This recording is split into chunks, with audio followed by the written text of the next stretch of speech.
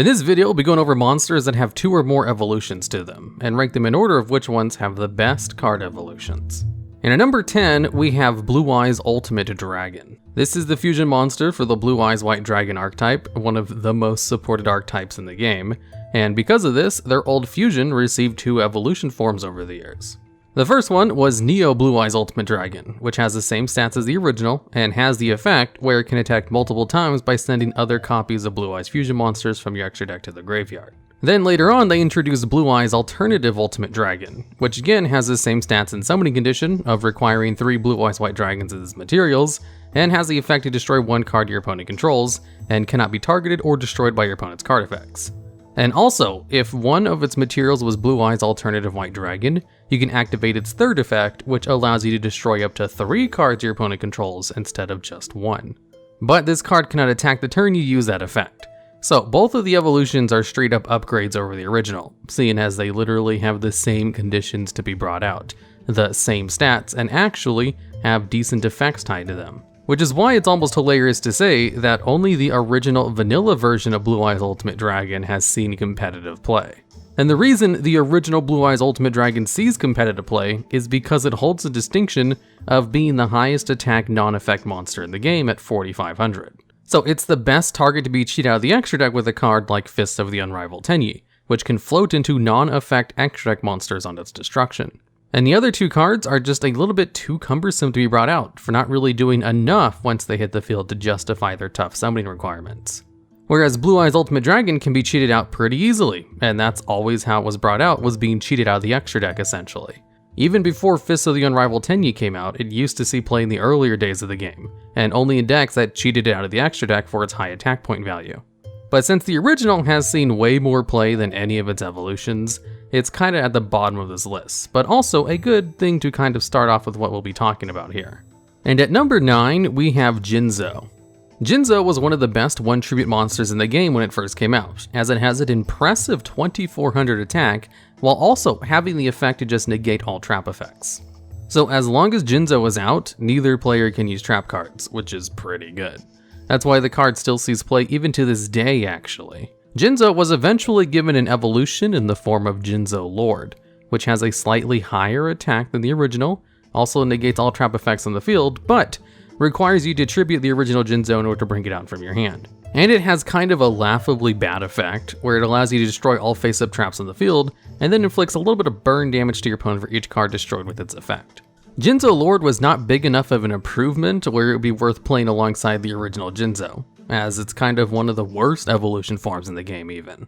Although in more recent years, they released another evolution form of Jinzo, in the form of Jinzo the Machine Menace.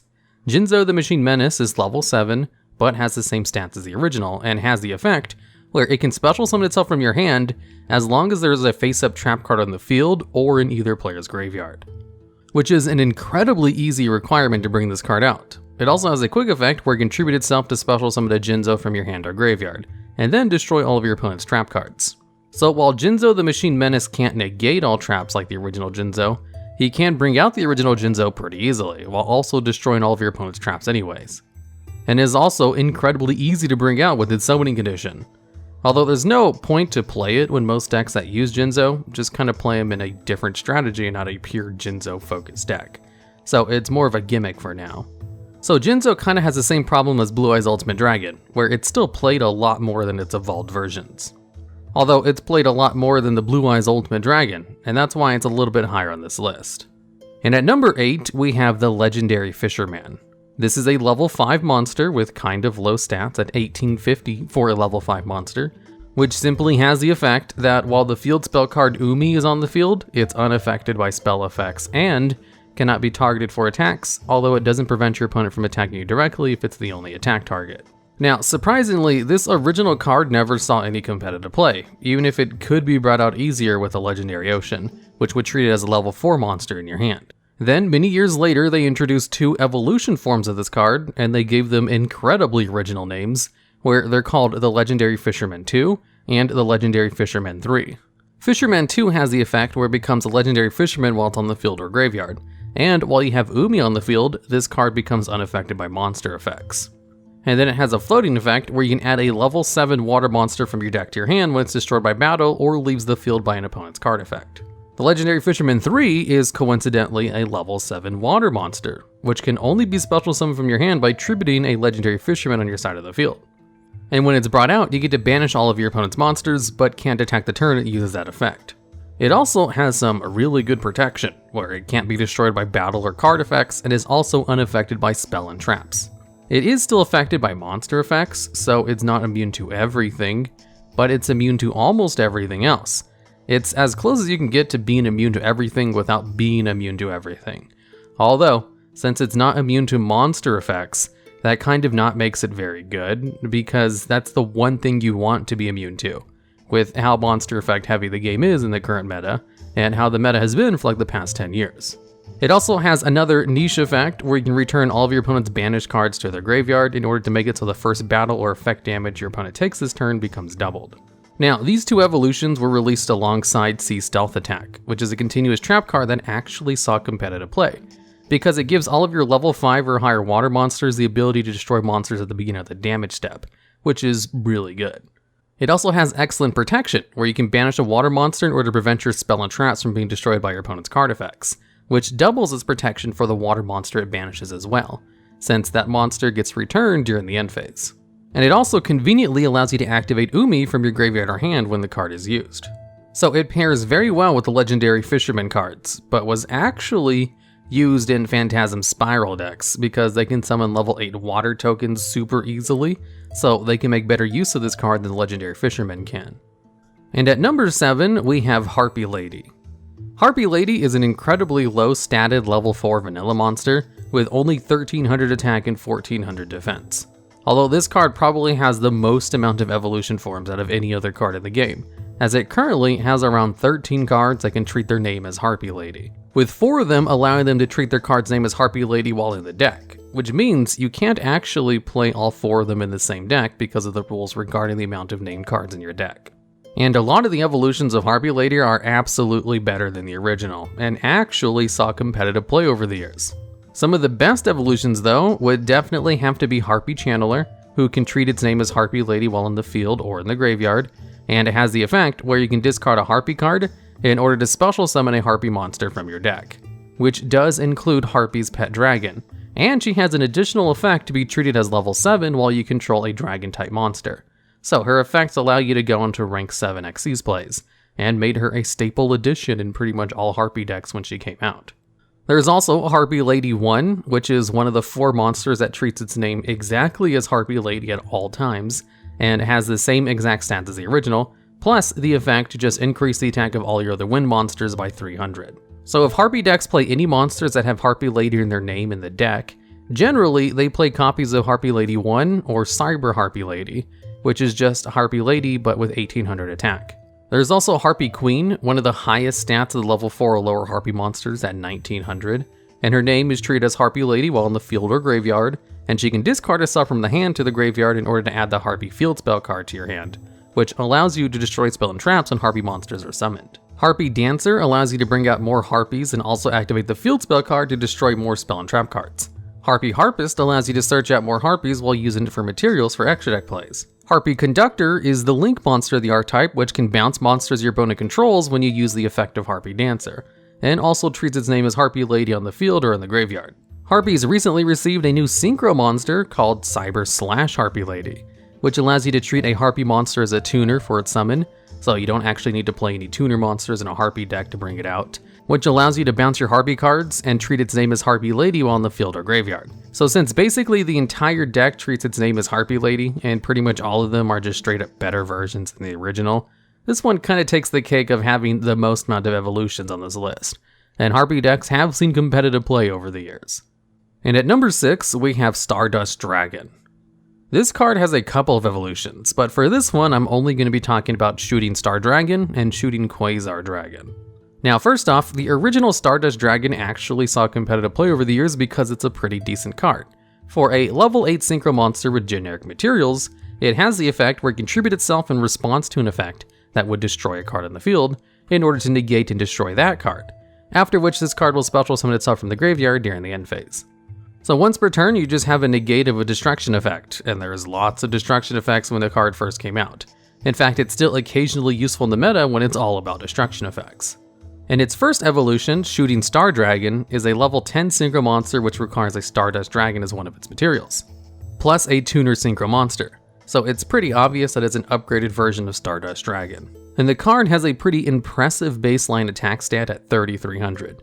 And the ability to potentially attack 5 times during the battle phase, as you can excavate the top 5 cards of your deck, then gain a number of attacks for that turn equal to the number of tuner monsters excavated with its effect, which you then return all those tuner monsters back to your deck. So if you excavate 5 tuner monsters with its effect, then that's 5 attacks for the turn. However, if you use the effect and don't get a single tuner monster, then it can't attack a single time that turn. It also has the same Stardust Dragon effect, where once per turn it can negate the effect of a card that would destroy a card or cards in the field, except it doesn't need to tribute itself in order to activate this effect. And then it has another effect where it can banish itself to negate an attack, and then bring itself back during the end phase. So it's a pretty decent upgraded version of the original Stardust Dragon. And then we go even further with Shooting Quasar Dragon. This is a level 12 synchro monster, which has a pretty difficult summoning requirement, where it requires 1 tuner synchro monster, plus 2 or more non-tuner synchro monsters. So you need at least 3 synchro monsters in the field in order to bring this card out with its intended summoning condition. And then it goes on to have a restriction where it can only be special summoned by synchro summoned and cannot be special summoned in any other ways. So there's no cheating this card out of the extra deck like with Blue Eyes Ultimate Dragon. But if you do manage to bring out Shooting Quasar Dragon, it's kind of worth all the effort. Once per turn, it has an Omni Negate, where you can just negate and destroy the activation of any one card on the field. And it can also attack twice, as its number of attacks per battle phase is equal to the number of non-tuner monsters used as its synchro materials.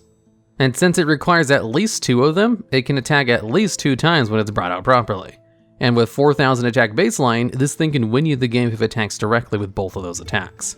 And then the card goes on to have a floating effect, where if this card leaves the field in any way, you can special summon a Shooting Star Dragon from your extra deck. And since Shooting Star Dragon is a direct evolution of Stardust Dragon, it heavily implies that Shooting Quasar Dragon is an evolution of Shooting Star Dragon, if it floats into that good synchro monster when it leaves the field, which is probably in the anime too, but I haven't actually watched that. And this card's kind of floating effect that activates when it leaves the field in any way is the best kind of floating effect in the game. And that's why Shooting Quasar Dragon saw some competitive play over the years despite how difficult it is to bring out. It was a big beat stick that can attack twice, had an Omni Negate, and floated into another good monster if your opponent managed to get rid of it. And honestly, that was how Shooting Star Dragon came out most of the time when it saw competitive play, was through the floating effect of Shooting Quasar Dragon. Although funny enough, Shooting Quasar Dragon saw the most amount of play in Necros decks, simply because it's a level 12 synchro monster that looks cool, and they would just use it for Necros Kaleidoscope in order to go into ritual plays, and just use Shooting Quasar Dragon as material from the extra deck. And at number 5, we have Armed Dragon LV7. This card has a direct evolution in the form of Armed Dragon level 10, although that's not the card we're going to be talking about for this spot. We're going to be talking about specifically evolutions of the card Armed Dragon level 7, as it has 2 of them, Armed Dragon Thunder level 7 and Dark Armed Dragon. Of its 2 evolutions, Dark Armed Dragon was the centerpiece of one of the few Tier 0 decks in the game's history. And it's funny that it was actually a dark counterpart of a random level monster that didn't see competitive play. And Dark Armed Dragon itself received an evolution in the form of a rank 7 Xyz monster, Dark Armed Dragon of Annihilation, which is like 2 levels of evolutions away from the original card. Now, what Dark Armed Dragon level 7 does is it has a standard of rules for level monsters where it can only be brought out by the effect of its lower level counterpart, Armed Dragon level 5, who himself has the effect that if it destroys a monster by battle, then during the end phase it can send itself to the graveyard in order to special summon Armed Dragon level 7 from your hand or deck. Then, once Armed Dragon level 7 hits the field, it has the effect where it can send 1 monster from your hand to the graveyard to destroy all monsters your opponent controls with an attack less than or equal to the monster you send from your hand to the graveyard.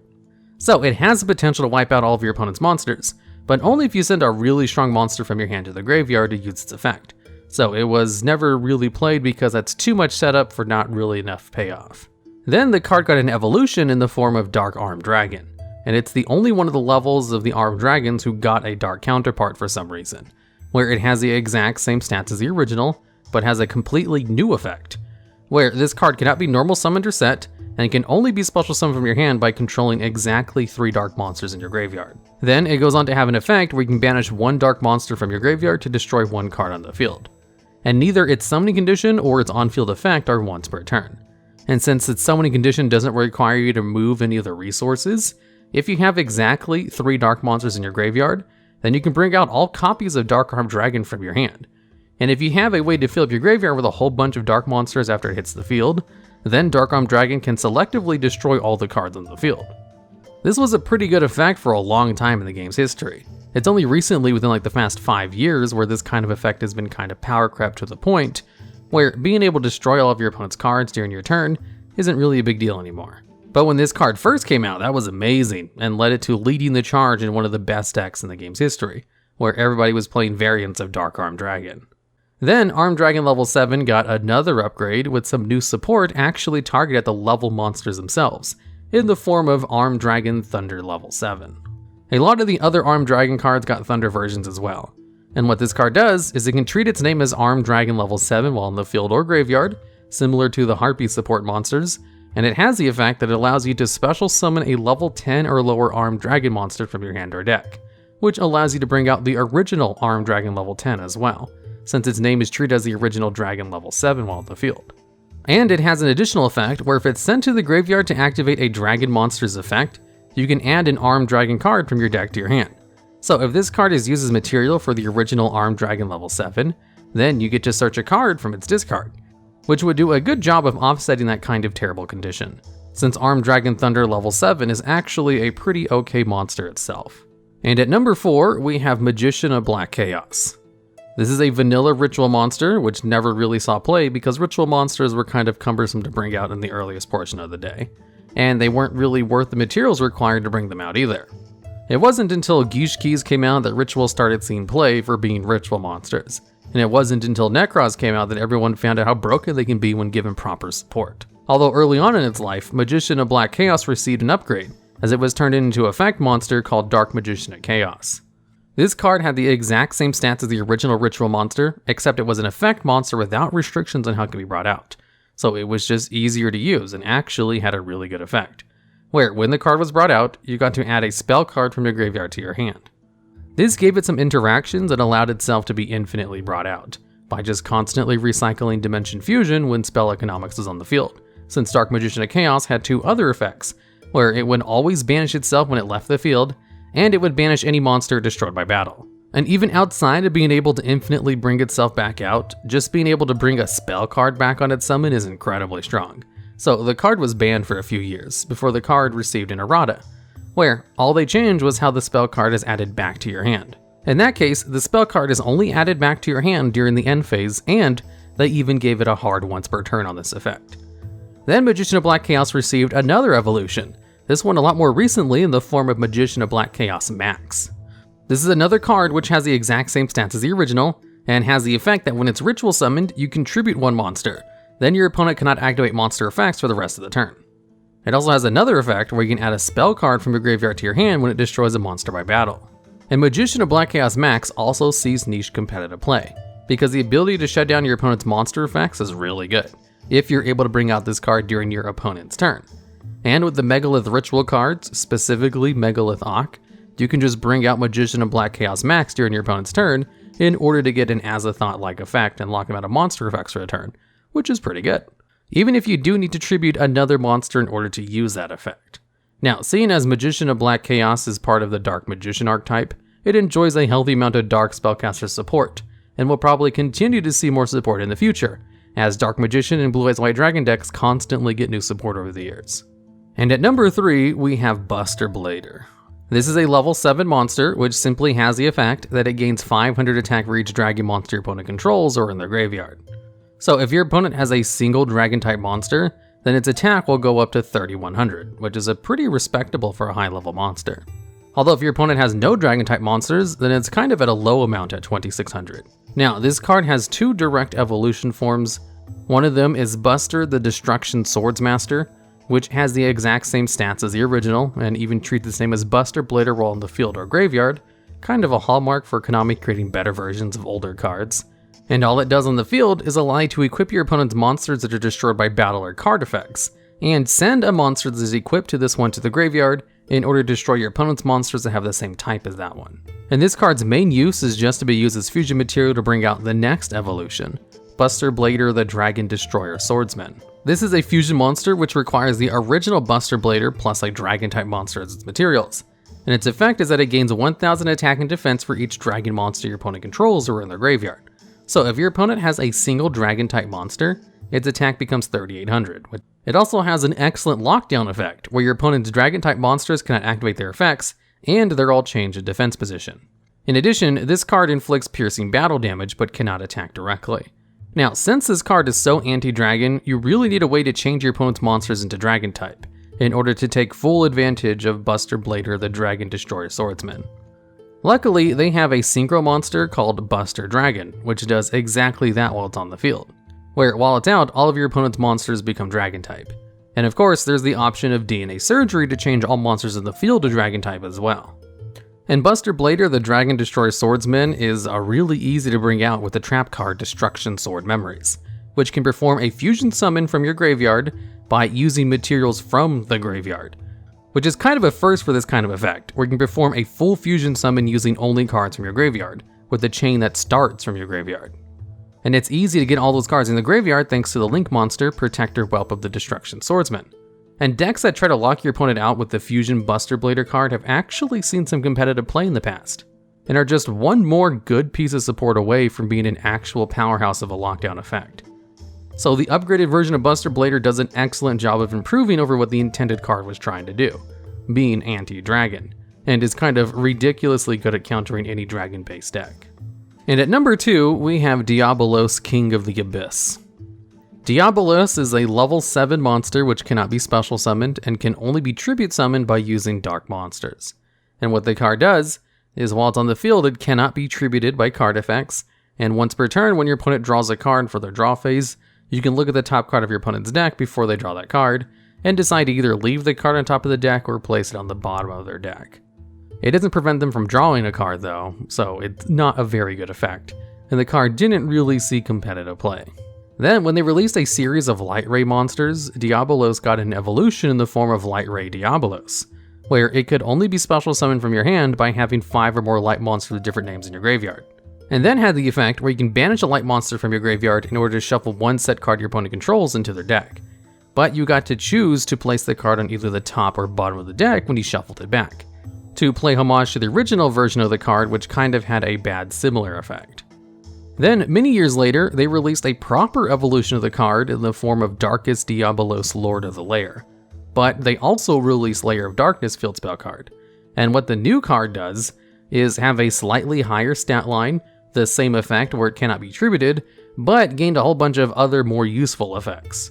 Where it also cannot be targeted by your opponent's card effects, it can special summon itself from your hand or graveyard if a dark monster you control is tributed in some way, and it allows you to tribute a dark monster in order to force your opponent to place one card from their hand on either the top or bottom of their deck. And what really pulls this card together is the field spell card Lair of Darkness, which while it's on the field, treats all monsters as dark, and once per turn allows you to tribute one of your opponent's dark monsters in order to activate the effect of a card you control, which would tribute a monster. And this newest evolution of the card saw the most amount of competitive success, as it saw play in a whole bunch of different meta decks that went on to top some events, mainly because it was really easy to bring out, had some excellent protection for a boss monster, in a game where Ring Dragon of Raw Sphere mode is one of the best forms of removal, with its most amount of success being in a whole bunch of topping Danger Thunder Dragon decks in 2019. And at number 1, we have Blackluster Soldier. This was the highest attack vanilla ritual monster released to the game in the earliest days, and did actually see competitive play just because it was a big beat stick, and had the ability to be special summoned, even if you had to lose a lot of advantage to bring the card out. Although it didn't see a lot of competitive play and quickly fell out of favor.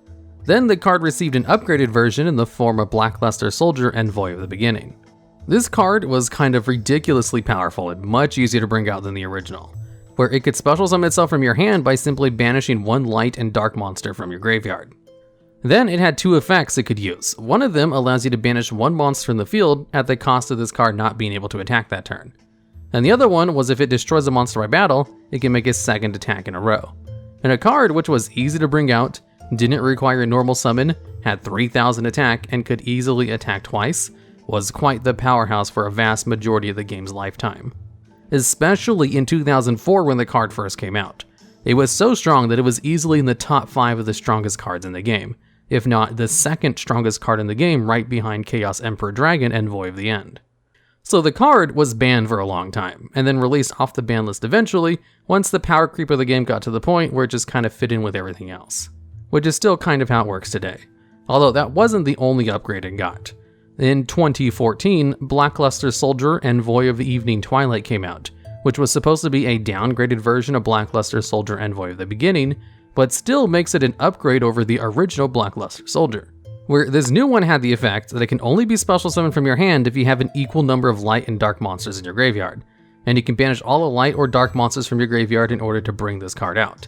Then it can use one of two of its effects depending on the kind of monsters you banish for its effect, where if you banish the light monsters, you can banish one monster on the field.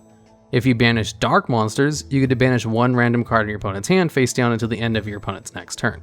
And also, you cannot conduct your battle phase during the turn you use its effect.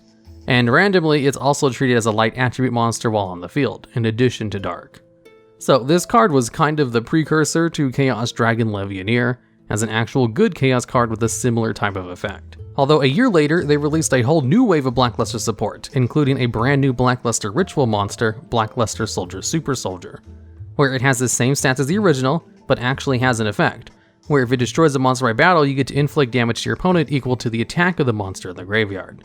And if it's destroyed, it randomly floats into a Gaia the Fierce Knight monster from your hand, deck, or graveyard. Now, its first effect actually plays a good homage to how Blackluster Soldier Envoy of the Beginning was used during the Synchro and Xyz era. You see, there's a level 4 Synchro monster called Armory Arm, which can attach itself to a monster as an equip card, and will grant that monster 1000 attack, as well as give them the effect to inflict damage to your opponent equal to the attack of a monster destroyed by the equipped monster. So if you simply equip this card to Blackluster Soldier Envoy of the Beginning, then if it attacked over any 2 attack position monsters, that would be 8,000 points of damage, no matter what their attack was, as long as it was less than 4,000. And if you use Beginning Knight as one of the materials to bring out Blackluster Soldier Super Soldier, it gains the ability to attack twice just like Envoy of the Beginning. Then another year later, in 2016, they released Blackluster Soldier Sacred Soldier, which is another card which has the same stats as the original, where when it's normal or special summoned, you can return one of your banished light or dark monsters to your graveyard in order to banish one of your opponent's monsters. And if it destroys a monster by battle, you can add a level 7 or lower warrior type monster from your graveyard to your hand. This card was actually released alongside all the other Blackluster Soldier support in the OCG, it just got delayed a year in the TCG for some reason. Although that's not the end of the Blackluster Soldier evolutions, as in 2019 they released Blackluster Soldier Soldier of Chaos, a Link version of Blackluster Soldier, where it requires 3 monsters with different names in order to be brought out. And if at least one of its materials was a level 7 or higher monster, it gains the effect where it cannot be targeted or destroyed by your opponent's card effects. And then it has the effect that if it destroys a monster by battle, you can choose to activate one of 3 of its effects, where it can either permanently gain 1500 attack, you can make a second attack during your next battle phase, or you can immediately banish one card on the field. Again, most of these effects are homages to the original Blackluster Soldier Envoy of the Beginning, although the gain 1500 attack thing is kind of a new one. And if brought out in the way where it gains protection, granting the card 1500 attack would actually provide you with a 4500 attack monster that's immune to destruction and cannot be targeted by card effects, which is actually pretty good, especially if it can occasionally make 2 attacks and banish a card on the field. And Blackluster Soldier, Soldier of Chaos absolutely saw competitive play, and is the second Blackluster Soldier evolution card to see a heavy amount of competitive success at that.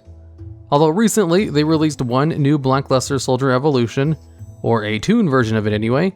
Toon Blackluster Soldier was released in 2020, and is actually one of the best Toon monsters now, since it's the highest attack Toon monster which doesn't have summoning sickness, which means it can attack the turn that it special summons itself from the hand, as it even has a unique summoning condition, where it can only special summon itself from your hand by attributing Toon monsters from your hand or field whose levels equal 8 or more, similar to a ritual summon.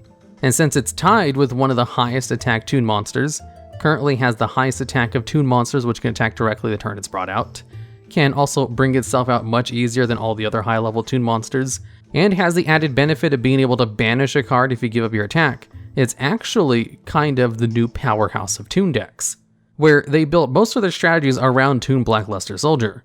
Although Toon decks aren't really competitive, but it is surprisingly one of the best Toon monsters now, which is notable in a list about a whole bunch of evolutions of the original Blackluster Soldier.